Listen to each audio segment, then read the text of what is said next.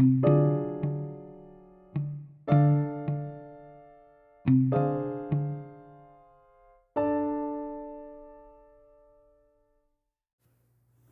Overworld and Minecraftians. Welcome to episode 9 of Realm News. I am your host, the Dark Lord, the one who puts real in realm and expands your mind one block at a time. I hope everyone had a great week since last time I talked to you. I hope you all have built some cool structures since then. Maybe you used some of those tips from last week's episode when I interviewed the Sun King. Well, today I am to present to you a somewhat disputed block, one that some people find a nuisance to dig up, neutral at best to a few. However, some people love this ore. Yes, this is an ore. I once considered this ore myself to be an utter waste of digital space. Clutter in my chest, the overworld's litter. This is what I thought until I learned to appreciate this unique resource that I am presenting to you today. And that is copper, folks. Otherwise, for you science buffs out there, good old Cu, according to the periodic table. Yes, now I know what you are thinking. Boring. However, I would say you are wrong. This is not boring. What other block turns to another color after being exposed to the elements, especially with that unique patina look?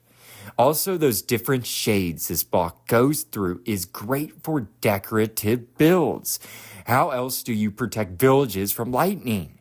Or even charge a creeper so you can collect those zombie heads or creeper heads or skeleton heads or piglin heads. Yes, collecting heads. I am going to teach you how to do that in today's episode. I'm also going to teach you how to make a spyglass to scan the horizon for new villages and resources, or to see enemies for that matter. Even make that brush that I have talked about so much in the past few episodes as examples in the archaeology that I brought up a few episodes ago in the Great Farthian Desert. Not to mention that this metal brought us humans out of the Stone Age. Literally, that is nothing to scoff at. Nothing at all. By the time that we are finished with this episode, I hope to have convinced you that copper is very useful in Minecraft.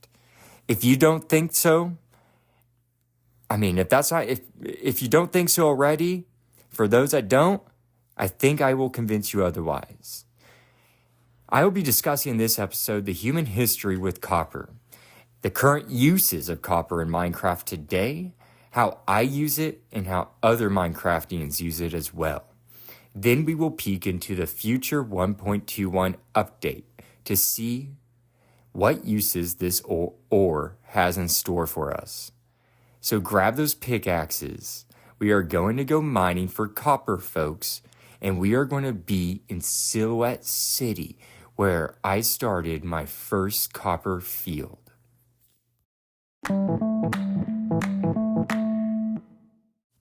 Hey everyone! It's that time. It's poll time.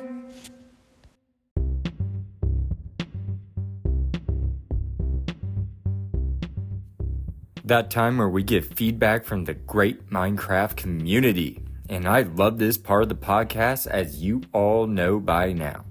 This week, I asked a poll that's directly related to the subject. That is right, directly related to copper.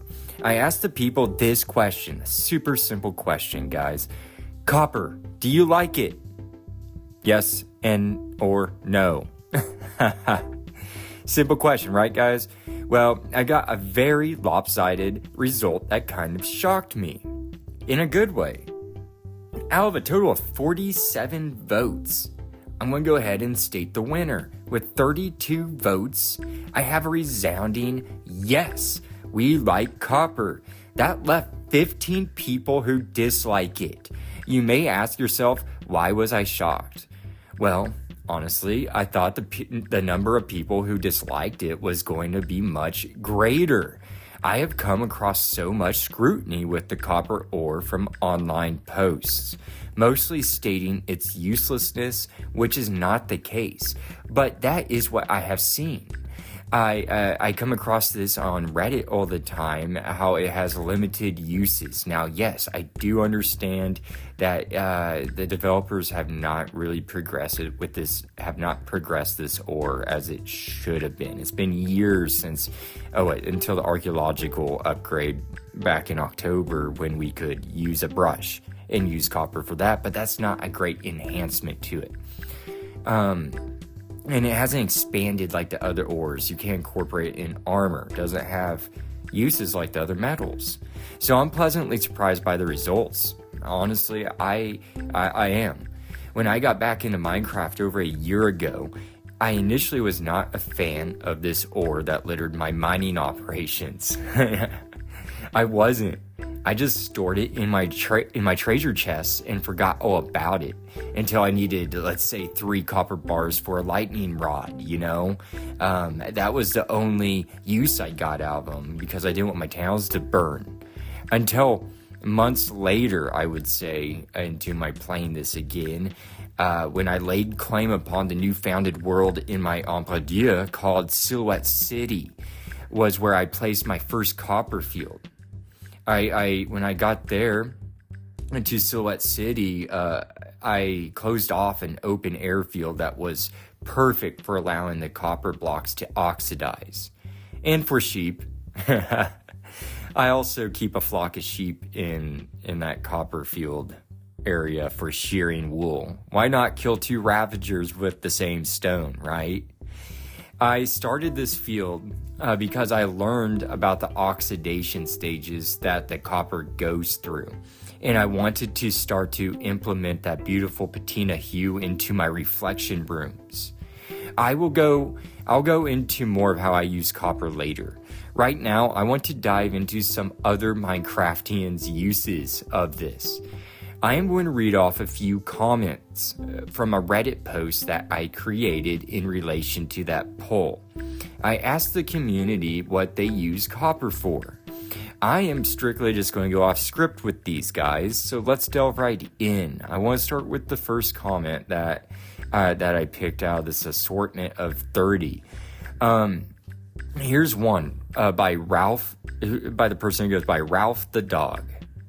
Quote, I left about 90 copper blocks outside for a few Minecraft days until they changed color. Then I arranged them in a concentric squares around the gold pyramid of my beacon, all on a flat, grassy plain. It sort of looks like a military cemetery to me. Wow. Ralph the Dog, hat off to you for having a beacon, because if you've been listening to my show, I want one of those. I'm kind of jealous. And I do have this in common with you. That's what my copper field's for. You put 90 copper blocks outside until they change color. That's what my copper field does. But that's pretty neat. I wish you provided a picture of that. I would have liked to have seen that, the concentric squares around the gold pyramid.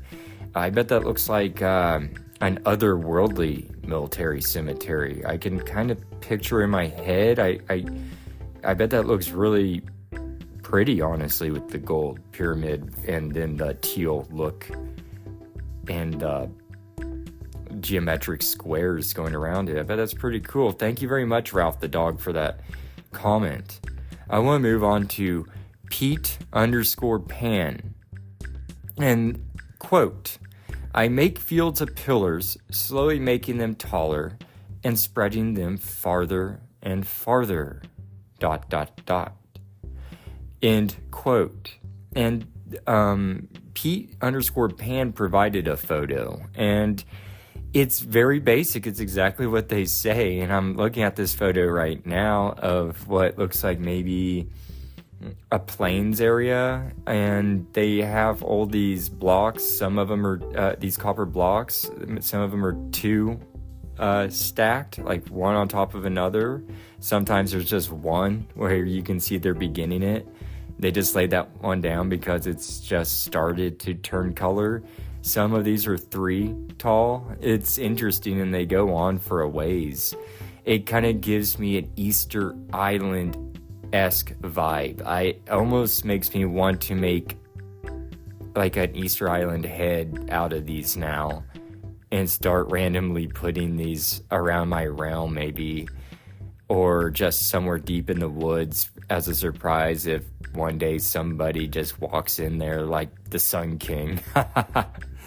I don't know. Thank you, P_Pan, for that and the photo that really got my imagination running. And I am probably going to do something like that because also that just looks kind of eerie with all the pillars of random copper on your wilderness. I like it. Moving on to the third. Big into science is the person here that left this quote. I'm about to read. I'm going to build a partial replica trial chambers for my zoo and museum, mostly.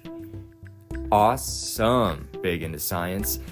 Awesome. And you know that I love museums, and my brother, the Sun King, loves museums because we were talking about that. So I helped build his huge one in his world. It's massive. And so we're museum friendly. We love the arts. We support the arts on Realm News. And a zoo, that is a cool idea. And the replica of the trial chambers incorporated into the zoo. Talk about a massive undertaking you are going to go through. I mean, that's going to look amazing when you're done. A trial chambers for the zoo and museum. I think that's going to be an epic build, and I fully support you doing so. That was something I was going to do for my capital, the capital where I originated. It's no villagers live there or anything. It's just my sanctuary. It's a huge, massive, closed off area. But I was going to put a zoo there, collect animals from my entire kingdom and put them there. I think that would be pretty neat, So hat off to you, big into science.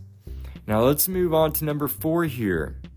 The person goes by Smart Statistician 684.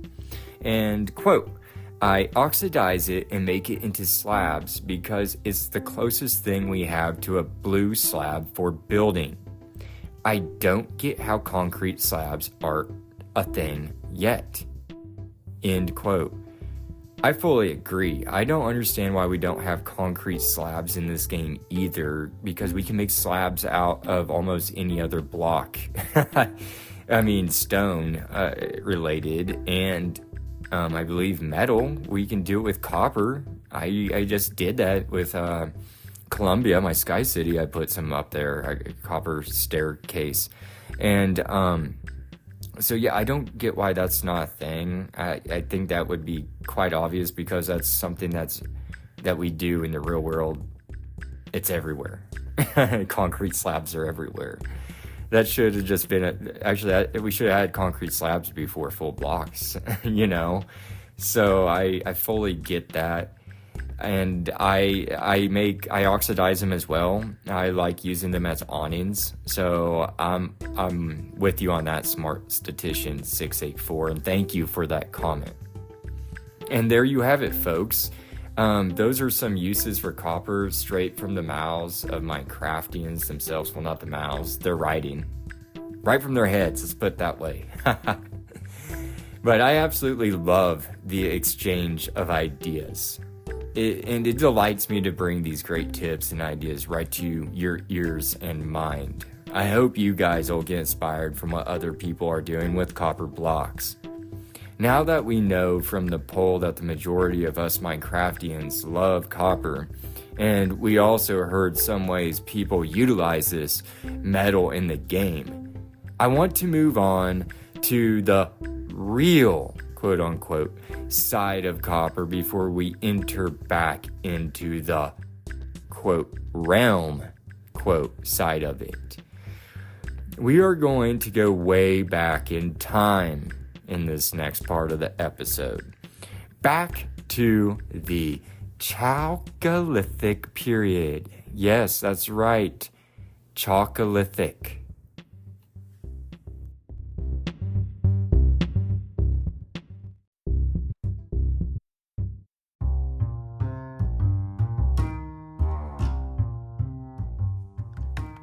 We have now entered the real in the show, everyone.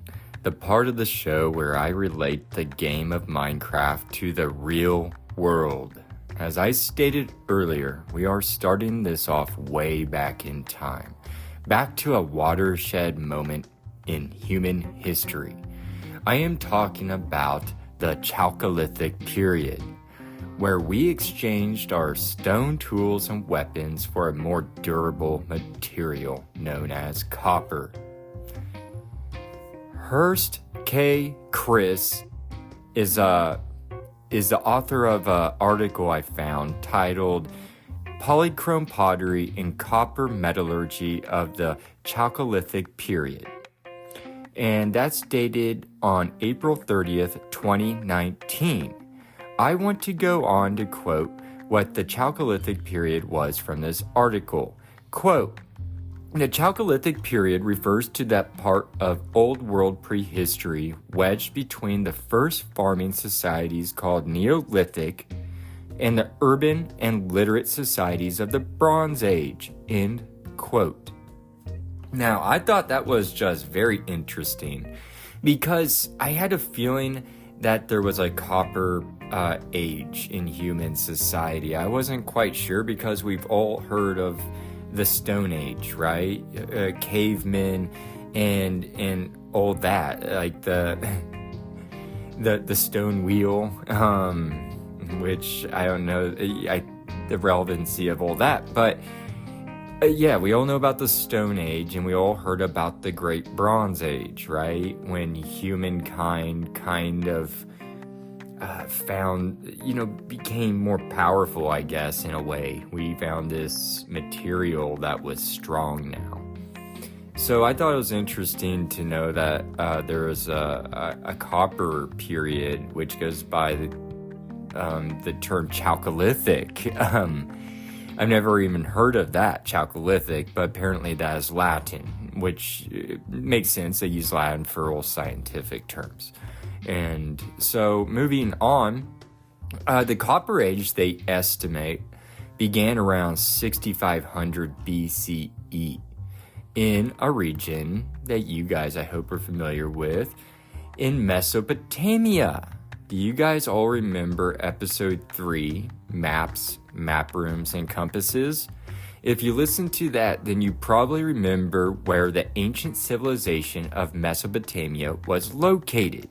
Well, I will remind you, and for those who haven't listened to that episode yet, Mesopotamia is in what is known as the Fertile Crescent, and this region includes Iran, Kuwait, Syria, and Turkey. In this article, it goes on to express that the earliest known place for where this Copper Age can be identified is in Syria, which I just listed is in part of the Fertile Crescent.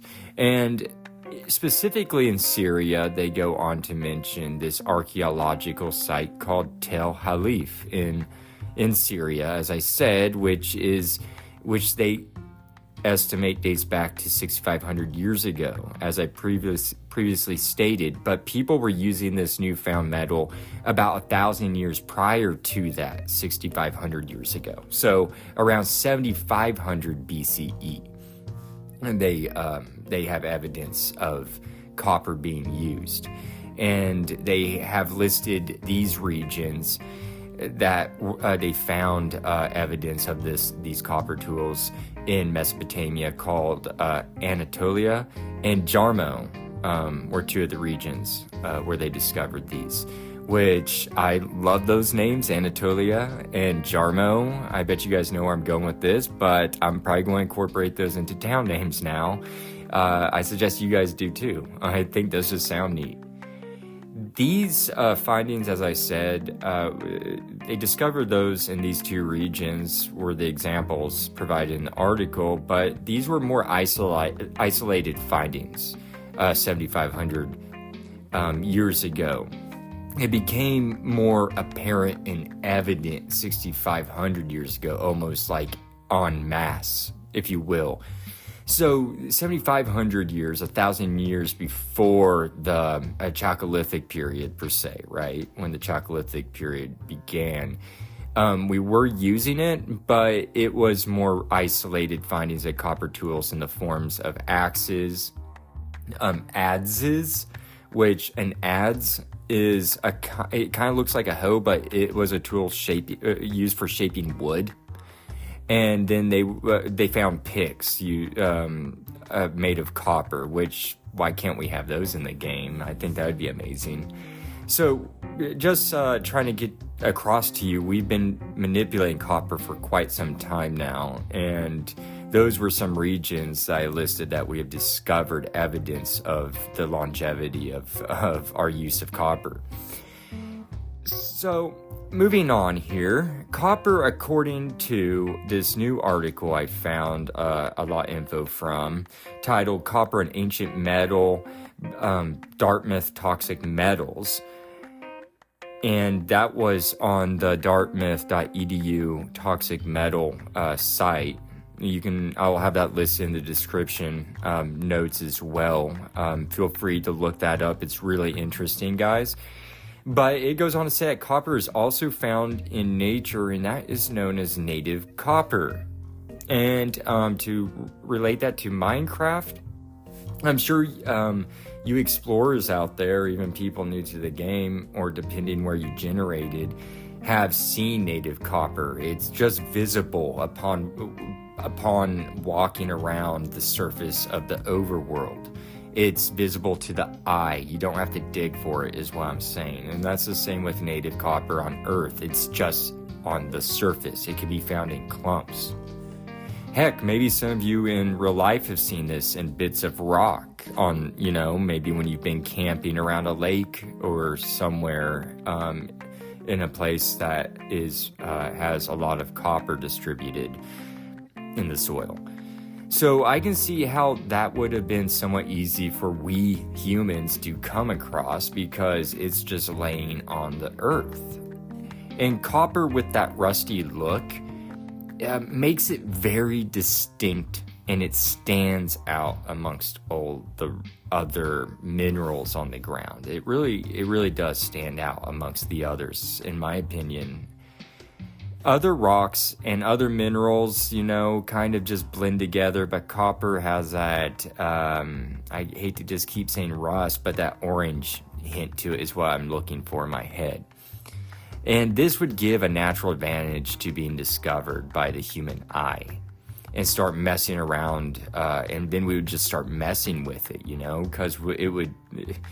When we find something that attracts our attention, we'll pick it up and we're going to start manipulating it. But I do wonder how people discovered these processes in ancient times. Like, who was the person that thought, that putting this orangish red looking material to a flame was going to do something? That copper and melt it or pound on it and shape it. Who was the pioneer in that? I've always wondered, who were the pioneers in these first? Or with like the fly agate mushroom that we discussed in episode 2. Who was the first person to decide to pop that mushroom in their mouth? Talk about taking one for the team. I know there was a lot of heroes out there that were just eating things that they shouldn't, but I guess that's how we learn, huh? I mean, honestly, my gosh. Moving on, when we discovered copper, I want to discuss what else they talk about, and I found this article. When we discovered copper, we found how pliable it was and malleable it was. This just naturally allowed easy crafting in the form of tools, weapons, and ornaments. It was much easier to use copper to make these objects rather than carved stone. I mean, just think about it, everybody. Just carving stone and how painstaking that would be. I can only imagine the elation of the ancients in this new discovery of copper. Hearst's article goes on to explain that ancient people would probably have used the native copper first because it was already in pure form, which makes perfect sense to me. It is already available to you. You know, it's easy pickings. Everything goes in steps and degrees, no matter what, in like degrees of complexity when we make a discovery.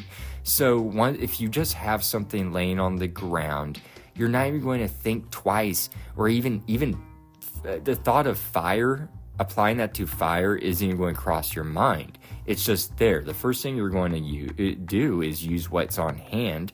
And let's say you might have a stone right there. I'm going to use this stone and pound this newfound weird colored thing in this rock and see what happens. And I can shape it. Amazing. I'm going to make this an idol or some sort of tool or an ornament, you know. So and then they would move on to fire. You know, eventually somebody else would be like, one day I'm going to stick this in the fire and see what happens, and move on from there. It just fascinates me that that's the evolution of discovery. They suggest that they would hammer the metal into shape, like I was saying, and they would just grab it and hit it to shape. Nothing else to it. That's what they were saying in this. But the copper in its native state is very brittle. It goes on to say that when people learn to apply heat to copper, which is also known as annealing, it became more flexible and moldable. And I do this with glass to make beads myself. It's kind of a whole other hobby of mine. I make my own glass beads, and we call that annealing as well, holding the glass rod to the flame and getting it to become more flexible and moldable so we can shape it. Anyways, it made it less brittle and easier to work with, and that simple yet innovative new discovery is what historians consider the birth of metallurgy. Isn't that interesting, guys?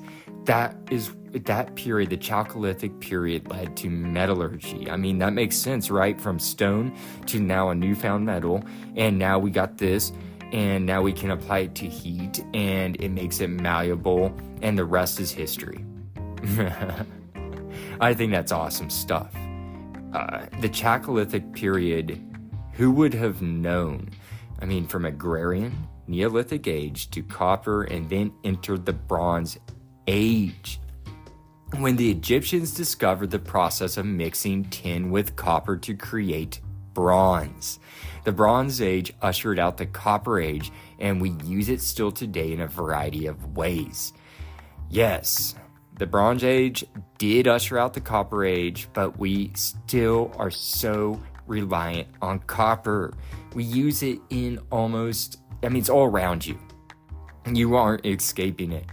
It is in almost all wiring. Toasters, computers, car wiring, electrical cables, your house, or place you're living at. Copper is everywhere. There's no escaping it, but we've also depleted quite a bit of it from what I've read. So this metal, discovered thousands of years ago, was remarkable to us then, and it is just essential to us in our modern society today. We need it. I would not be able to make this podcast without copper. I hope you guys will found that history over copper to be just as interesting as I did. If you guys haven't gathered this by now, I love history, so I love incorporating that into my show. That wasn't even what I got my degree in, but I just love history. So learning about how that brought us out Stone Age, awesome. I just thought awesome. I now want to get back to talking about copper ore, ingots, and the blocks, and all that good stuff in the Minecraft overworld now. Now that we have learned a little history about this stuff, let's go back to the overworld and match it up with the history we just learned, and delve into that and what we can do with all that fun stuff.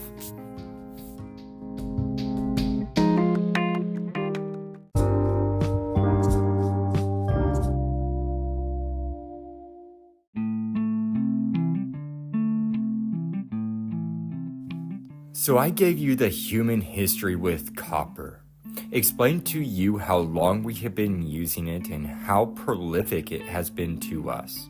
Now I want to talk about copper in Minecraft, specifically in present day 1.20. Yes, that version that we are playing in today.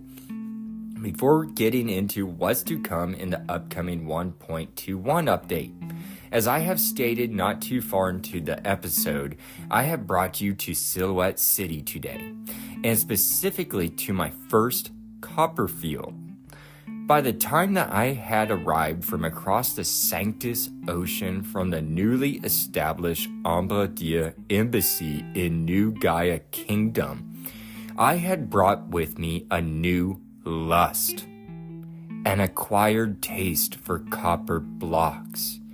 During the construction of my embassy in New Gaia, I had incorporated copper blocks for the first time right into the build of that embassy as an archway.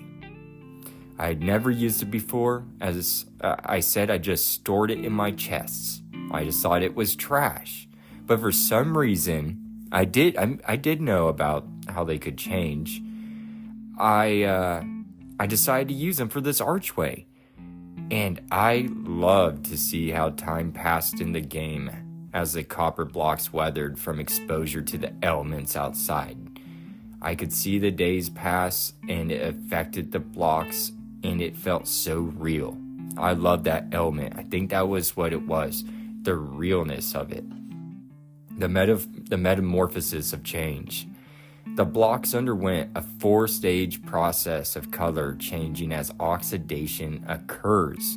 From the pure copper block in the first stage that looks like metallic orange, which has a reflective sheen. That's what this looked like at first.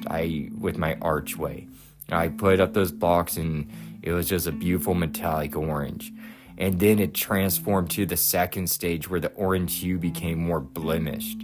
And this was just a definite sign of weathering.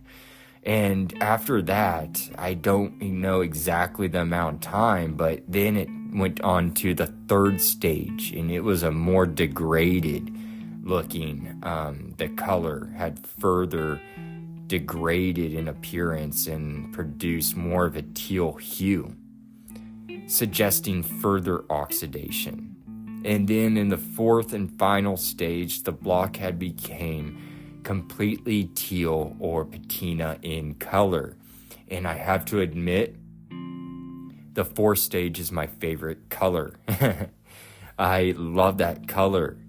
Thus, why I have an open air copper field in Silhouette City. I set out these copper blocks in this field to weather them until they reach that stage 4. Then I incorporate the blocks in a special build of some sort. And if you want to know a cool trick to stop oxidation, beeswax. Yes, beeswax. Use a honeycomb from a hive after shearing it and apply that to a copper block on a crafting table.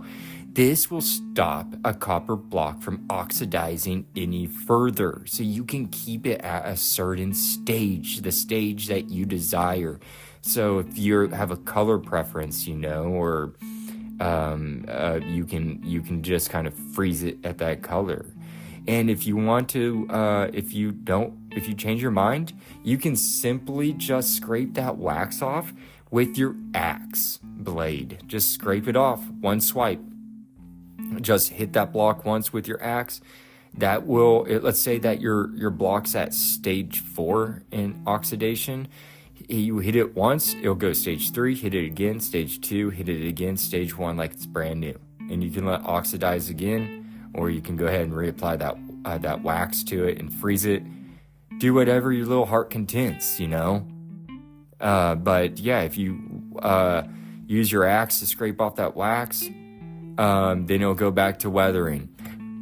This will give you a variety of shades to play with while constructing particular builds. You may want that bright reflective look, you get from stage 1, or that fresh copper gives you, that sheen. Or perhaps you are like me and you like that aqua teal appeal. Now, if you want to make a copper block, I want to go ahead and tell you how. But first, we need to find copper. And I found a great article by Anastasia, Maillot, titled Minecraft, Where to Find Copper and How to Use It. They go on to say that copper can be found around levels 47 and 48. This is where you will find larger blobs of it or veins of it, but it can generate anywhere from level 0 to 96. I find it as native copper just laying on the overworld surface often. And it really is in abundance, people. Copper should not be very hard for you to find. It's kind of like I like to think in my head in the mid area of mining. You don't have to go down too deep, really. So it won't take you too much effort. And like I said, a lot of this stuff's just laying around the overworld. You'll find it in abundance. I'm sure of that. I have faith in you. Now that we have the copper ore, you will want to smelt that in a furnace or a blast furnace. And now you can craft that copper into a block using 9 of those copper ingots. That's all it takes is 9 copper ingots to make 1 copper block. Then you are ready to place it and watch it oxidize and do its thing. It will oxidize no matter where you place it. But here's a little tip for you all. It will oxidize faster if you space that block at least 4 blocks away from any other block. These things like to be independent.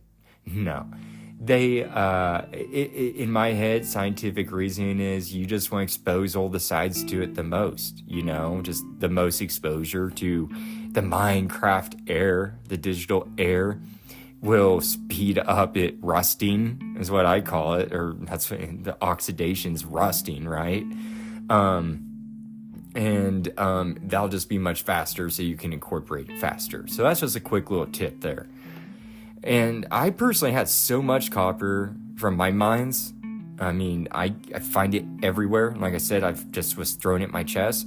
That I had so much that, let me see this. That I had to, I had filled up my entire copper field in Silhouette City. It was just overflowing.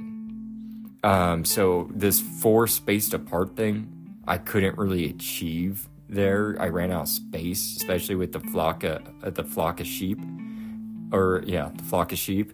And so I actually have an island right off the coast, not very far from, I'd say about 180 blocks from Silhouette City, and it's called Copper Island, and it's a really neat island, and I called it Copper Island after Iron Islands from Game of Thrones. I'm a Game of Thrones fan. But no, the Copper Island is now I have a space there where I'm going to transport my copper blocks that the overflow from Copperfield in Silhouette City to there so they can do the oxidation process.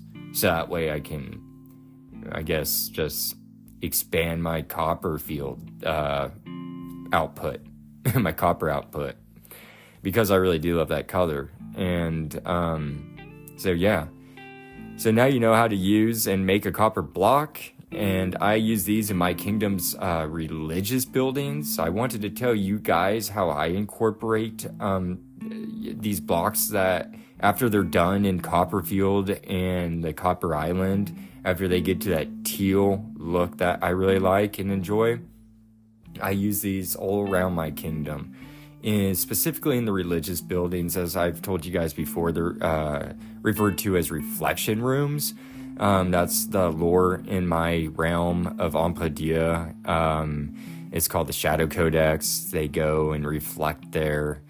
And my book, The Shadow Codex, is in all these quote unquote chapels, I guess.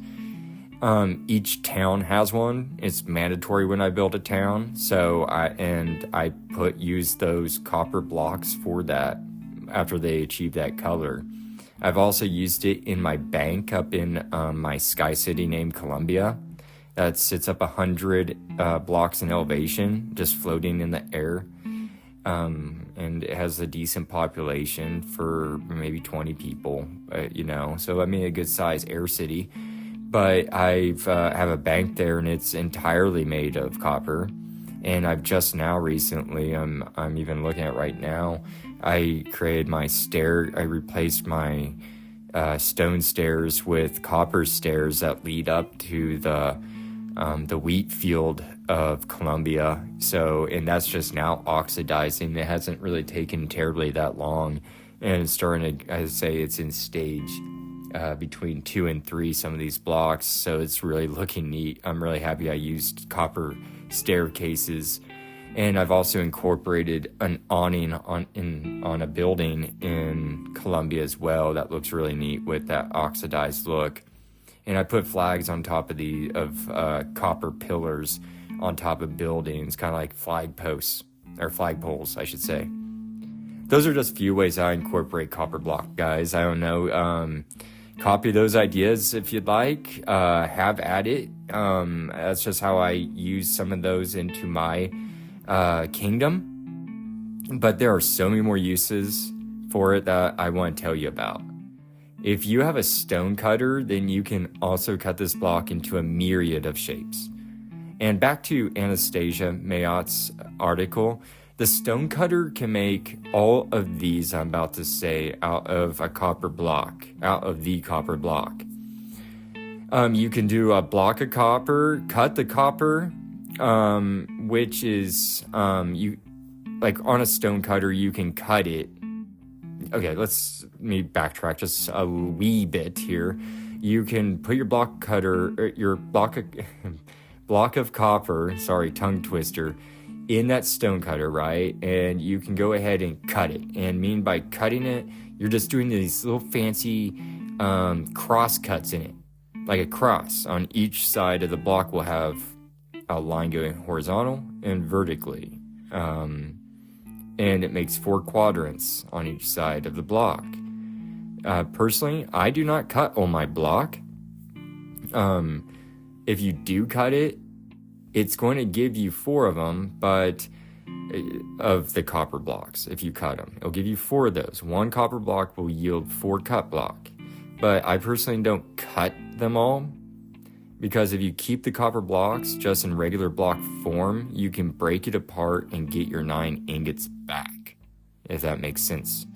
So I'm hoarding copper like a fiend in my bank, which ironically, like I said, is made out of cut copper.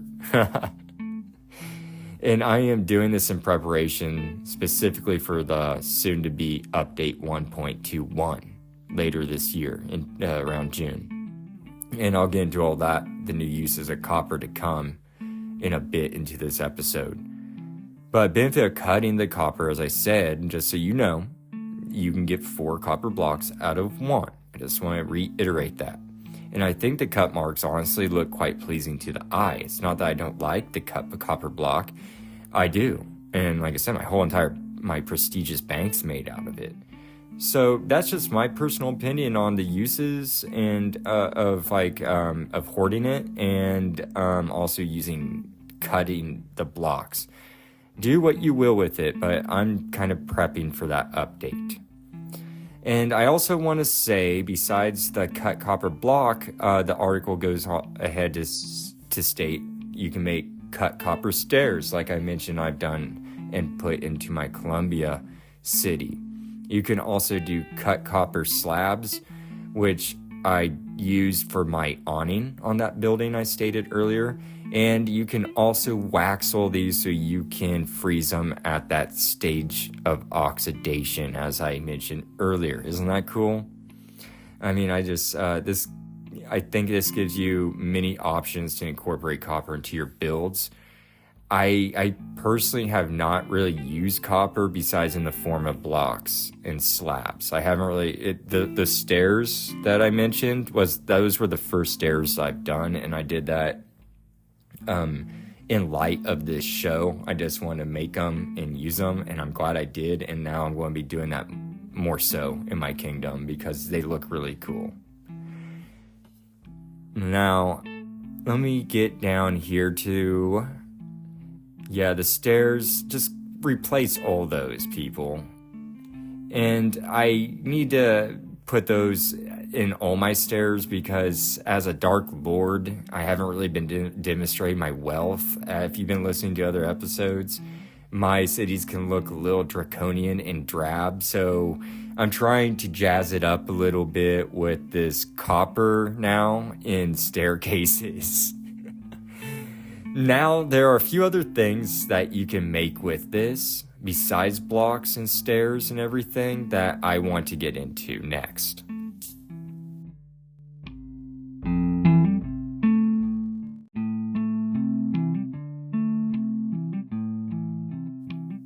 Yes, there are a few items that we can make out of copper. And I have mentioned this one a few times. The brush. I mentioned it in episode 6. And the brush, it just takes, again, just as a reminder, it just takes 1 stick plus 1 copper ingot plus 1 feather and a crafting table in that order. Cheap! And this is used for archaeology in the game, if you remember that, specifically in brushing away suspicious sand and gravel. Or for, more exciting guys, for when the armadillos are released in the 1.21 update that is going to be coming in, guessing a few months. This year, hold on tight. And you'll be able to use the brush on those armadillos. And if you do use that brush on them, you will brush 1 scoot off of their back and use that, and you will be able to use those scoots after collecting them to create wolf armor. I know. I think, and I covered all that in that episode, in the armadillo episode. But yes, wolf armor, guys, can't get over that. That's going to be so useful. If you want to hear more, guys, about that archaeology, the people that may be new to the show, then go listen to episode 6, the Great Farthian Desert. Also, if you want to know more about armadillos, real life ones, and the ones that will be introduced in the 1.21 update coming soon, and then I also have an episode dedicated to that is called Realm Clips Armadillos, that was released alongside the episode 6 Great Farthian Desert, and you can listen to that now. So go check that out, guys. They were really interesting episodes. You will really learn a lot about armadillos and in deserts and everything. That's really cool. Now, moving on, my friends, I want to move on to the spyglass. Now, just the name spyglass would make anyone want one of these, right? Am I right? Well, I have one, and I have my love, Gaia Divine, to thank for that. She found an amazing amethyst type geode room underground, underneath my overworld. And she mined a ton of this amethyst material from there. And she used most of that on the construction of her marketplace build. Why? Because the amethyst makes a wind chime sound when walked upon. It's very therapeutic for shopping. It's very atmospheric. I mention all of this about amethyst for a reason. Because you need an amethyst shard to make this spyglass. You will need that and 2 copper ingots. I know what you are thinking. Where the heck will I find an amethyst shard?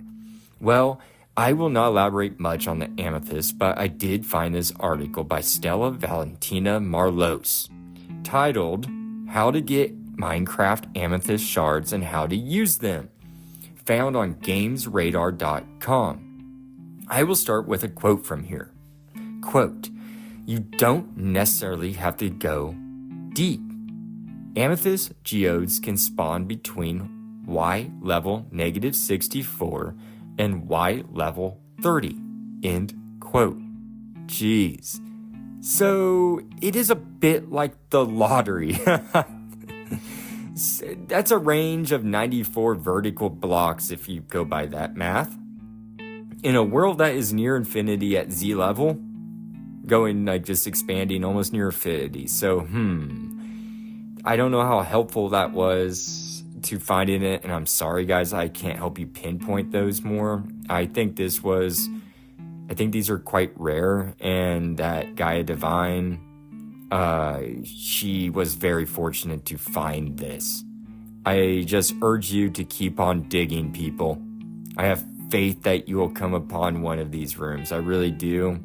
Just keep at it. One, I think the game will generate one for you. And I honestly may need to make a Realm News clip just over the Amethyst room in this game, because it's super interesting, actually.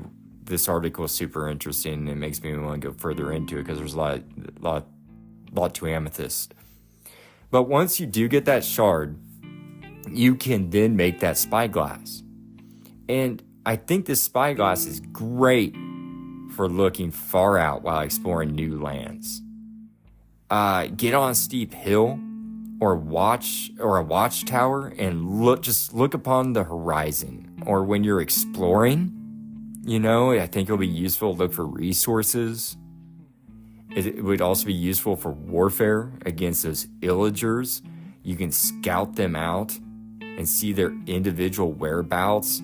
That would be useful for flanking maneuvers and strategic attacks, let's say on outposts like I encounter all the time, which I just need to remember to start utilizing my spyglass now. I imagine it would also be just a great tool for player versus player online playing Minecraft. In your attacking, and I haven't ever really delved into that. I think that would be fun. My brother and I, the Sun King, don't fight each other. We just construct, but I think it would be fun maybe to use that for player versus player. Now, I want to move on to the third, but definitely not the least, and that would be the lightning rod. And I believe that this thing does not get enough praise. I fortunately have not had a town burn down from a lightning strike fire, but I have heard some horrifying stories in the subreddits of people forgetting to place that basic, almost forgotten item on their house or anywhere, preferably above the community. Don't place it down amongst the villagers. You don't want them to get electrocuted. So be gracious and at least put it on top of a roof. Now, to make a lightning rod, you just line up vertically 3 copper ingots in the crafting grid, and voila, it is that easy. You got a lightning rod, and you can now go place that on a building, like I said. The lightning rod will now absorb the lightning from those frightening thunderstorms that occur in the overworld that you are very well aware of.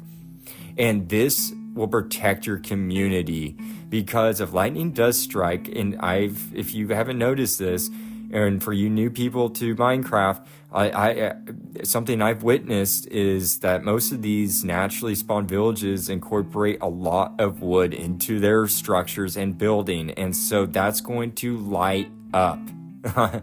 They'll burn the whole town down. So you want to protect your community with a lightning rod. In fact, according to this Minecraft wiki titled Lightning Rod, it says that for Bedrock players, such as myself and for many others out there, that it will divert lightning up to 64 blocks away. So a lightning bolt from up to 64 blocks will be diverted to that rod. And so for Java, though, that will be double the radius of that as opposed to Bedrock players. It'll be double that. They will have protection from lightning up to 128 blocks. So depending on the range of whatever you are wanting to protect from lightning, like let's say you have a massive village of 400 blocks wide, you might want to put up 4 of those, or, just to cover your bases. Just depending on the size of your village. So you just might want to go ahead and make a few of them because it's very cheap and copper's in abundance, as I said.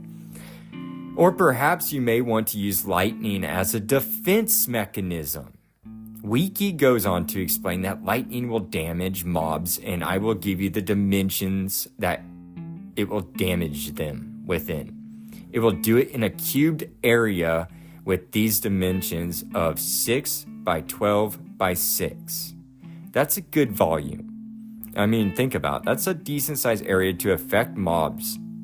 I have not personally tried this because I just realized this during reading this wiki article. But I think I'm going to go ahead and set a few around my perimeters and just see for myself. And if I do, trust me, I'll report back to you guys and let you know what I think. But I'm excited. Maybe I will zap a few zombies. I think that would be just very awesome. Just an awesome way to destroy them. Like a bug zapper, right? But talking about electrifying zombies or monsters, I want to tell you about how you can use a lightning rod to obtain mob heads. Yes, we're finally going to get to that fun part of the show where we're going to take heads.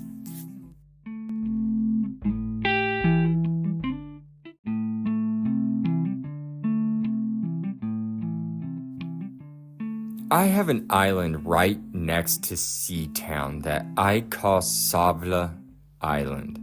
Sable from French to English means sand. Very simple. I do a lot of these names based off what the abundance of resource the biome has.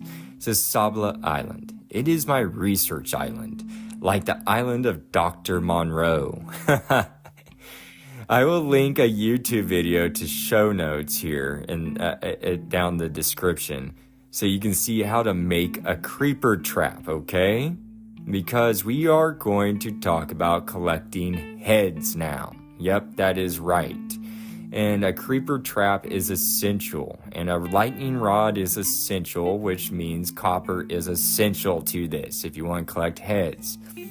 Now, I have made a creeper trap, and I copied one from a YouTube video, not necessarily the one that I'm posting to this show, but it was similar, almost the exact same setup, and I haven't made it succeed yet. But let me try to explain to the best ability I can how to do this creeper trap, or give you a visual at least.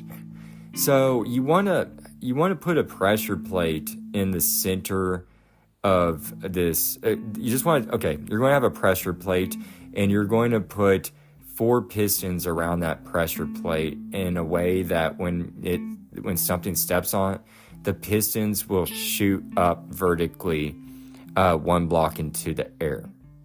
And you're also above that block, you're going to put where the pistons would meet is going to be a glass block above, just right there. So it's going to, when it pushes up, it's going to hit these glass blocks. It's going to form a cage. The pressure plate is going to push these pistons up. There's going to be a glass block above those pistons. And then on top of that, above those glass blocks in the center, which would be directly above the pressure plate, maybe 4 blocks high, is going to be a stone or some opaque block. And on top of that block, you're going to put a lightning rod on it, because what you're going to do, and this is very meticulous, this is why I need help from the Sun King. You're going to lure a creeper into that trap. Yes, the potential of dying is great, but I was successful in luring one to the trap. My problem was I never got a lightning storm to happen before it degenerated. So you need a tag, which you can get those by fishing, but you want to name that creeper or tag it so that way it doesn't degenerate. So once you lure this creeper onto that pressure plate, it's going to shoot up those pistons, it's going to trap it in a cage, it's going to have a lightning bolt directly above its head like it's an electric chair designed for this thing. Essentially, that's what this is. It's an electric chair for a creeper. But there's no death penalty. We're going to charge it. It's not going to die. Lightning, if you get lucky, and you can do this with a bunch of cheats. I don't do that. I play Minecraft vanilla. I don't use any mods or anything. I'm not saying that's bad. I'm just saying that's how I play, and So, but you can use like a trident and send a channel electricity through it to do this faster. Otherwise, you're going to have to wait for a lightning storm or a thunderstorm in the game. So you get your creeper there, sets off that plate or pushes down the pressure plate. The pistons come up, traps it. You wait for a thunderstorm. And let's say you get lucky and lightning strikes that copper rod. That copper rod, as I said, those dimensions earlier, the 6 by 12 by 6 or something like that. I believe that's what it was. That's a big enough area that it's going to electrify. It's going to transmit through that block above the creeper's head, through that lightning rod into its body and charge that creeper. That creeper is going to be much deadlier now. Be aware of that, because a charge creeper, I don't know, I can't remember what it is, but maybe twice the explosion as a regular creeper. They're deadly, like way deadly. So be careful about that. But what you want to do to get a mob head is you want to, after you get that creeper charged, is now the trickier part is to lure, let's say you want a zombie mob head. You have to lure now a zombie near that creeper, and you have to make that creeper blow up and kill that zombie. If that creeper blows up and kills, let's say, that zombie or the skeleton or the piglin or whatever head you're going for, it will blow its head off and leave it on the ground, and you can pick it up.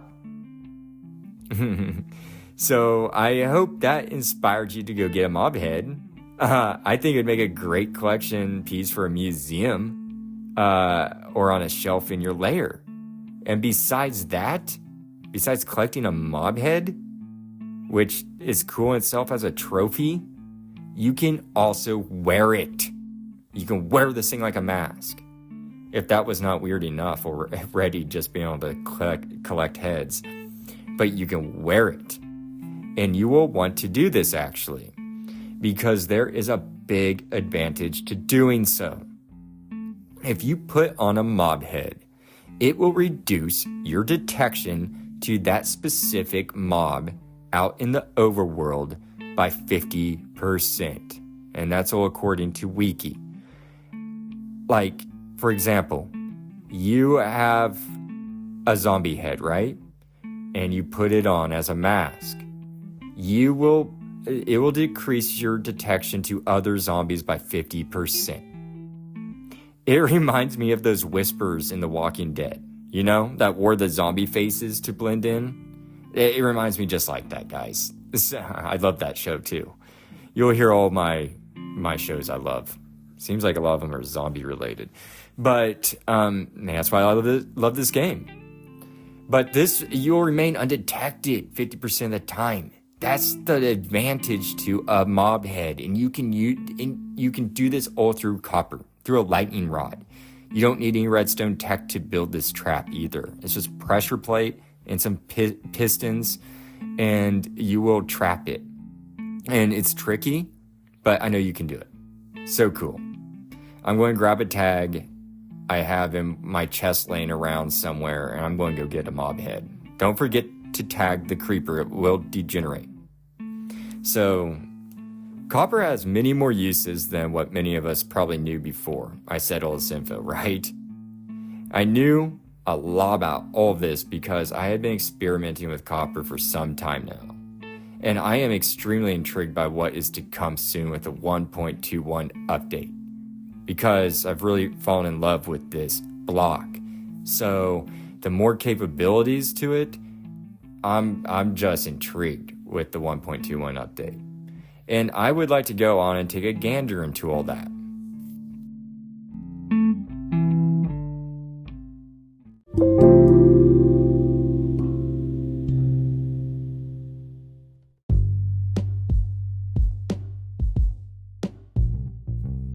Guys, I am excited for the new 1.21 update, and I know I am not alone. I think the entire Minecraft community is just amped up for this. Truly.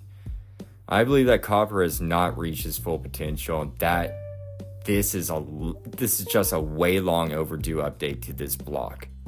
I found an article that appears to agree from GameRant.com by Martin Wood titled Minecraft's 1.21 update could be copper's time to shine, dated October 29th, 2023. Now, copper was introduced in the 1.17 update, it goes on to say, and that update was the Caves and Cliffs update, part 1, that took place on June 8th, 2021. And its uses have been very limited despite how abundant of a resource this is. It doesn't make sense. Besides the archaeology update last year, we have seen not a new practical use for this ore. That is about to change though. They go on to say in this that we will have many more uses with copper for our builds, which I am excited. I want to start with my favorite one that I'm anticipating, everybody. And that would be the copper bulb. I just think that these are just so aesthetically pleasing. Not only will we be able to make these industrial looking steampunk bulbs for decorative purposes, but I think this is just a really neat element to them. The light level will dim as the bulb oxidizes. Wow. I mean, nice attention to detail, Mojang. I love that. So, as I mentioned the stages earlier, right, when it comes to, well, all copper goes through it. All of it. Let's just get it out there. All of the copper things go through it. Except for the individual ingot. So stage 1 will be the brightest, right? The most ambient of the light. It will be at the highest level then. And then when it hits stage 4, all teal color, the light will be at its dimmest. I just think that will be just fun. Just add a fun element to your rooms, dungeons, and all sorts of different structures that you can build. I am going to put them all over my kingdom. I've been hoarding copper in my Columbia Bank. You guys, I just said that to you guys in this episode. I'm ready to go. I'm going to light up all my towns with this bulb. We're going to be running on copper, baby. Like, copper power. There will be other interesting uses for copper, and I want to just get into these, okay? Like other ones that are going to be out with this update besides the copper bulb, my soon-to-be favorite. But they're also going to release copper trap doors. I mean, we can now pick from iron and now have copper. I think that is just going to add a variety, which everybody loves variety. Everybody loves choices, and specific builders love colors. So now they'll have that color of copper, which presents us 4 different altogether.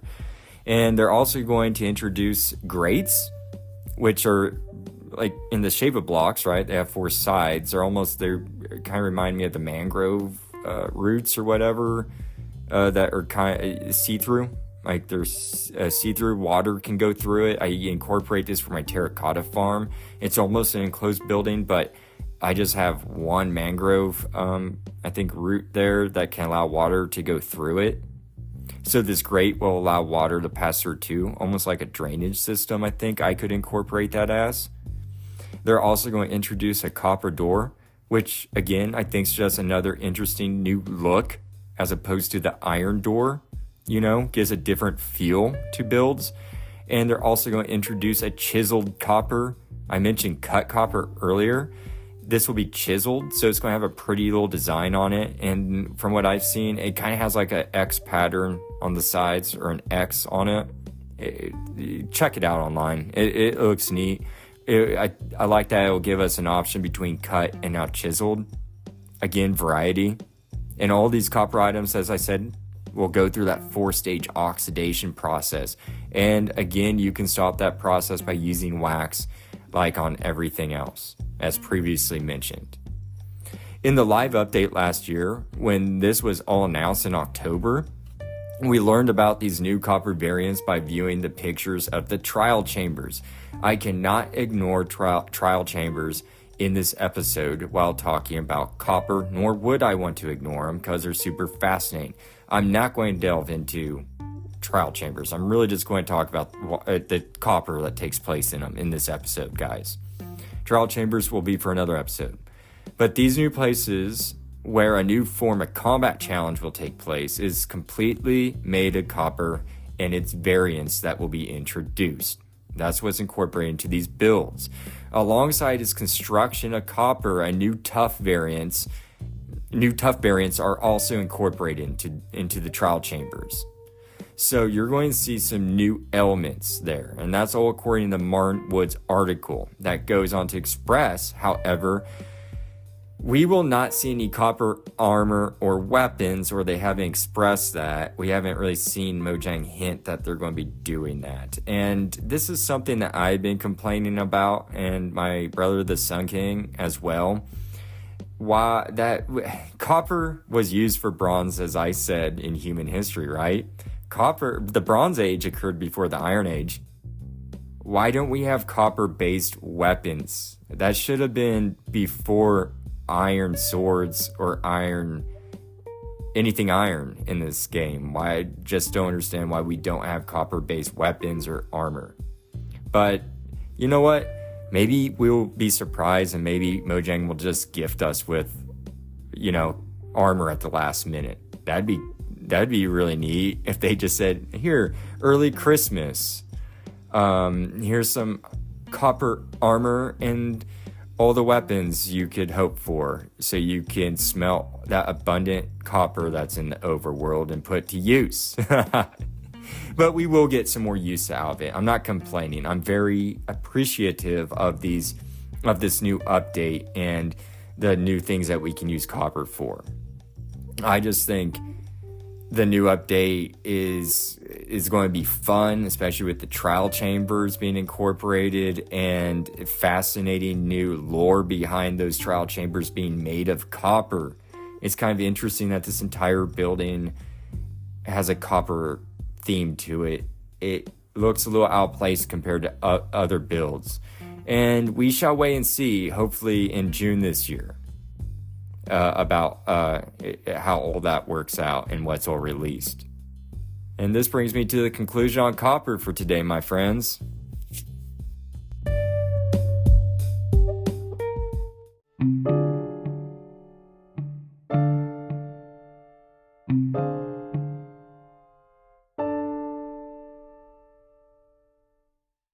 Wow, I did not realize that copper could entail so much in this virtual world. Nor did I realize that copper was an age or a time in history called the Chalcolithic Period that occurred around 7500 to 6500 BCE, and that was a prolific time for humans. I mean, that brought us out of the Stone Age and ushered us into a new era of art, weaponry, and tools, not to mention that metallurgy was born during this period. And it led to the Bronze Age, when we discovered that we could add tin to copper and make a more durable metal. We also talked about how copper is plentiful in the overworld. Native copper ore can be found amongst rocky shores, just waiting for us Minecraftians to harvest it. We also delved into the uses of copper, how we can make a brush for archaeology, a spyglass for viewing long distances, and lightning rods to protect villages or collect mob heads. We also looked ahead and saw what changes are to come to copper, all the fascinating new applications that will be applied to this metal, such as the copper bulb that I am greatly anticipating, or the trap door, the door itself, and the cut copper block. The chiseled copper block. All of these will add more complexity to the Minecraft realm, and quite frankly, it's going to add much more to your imagination.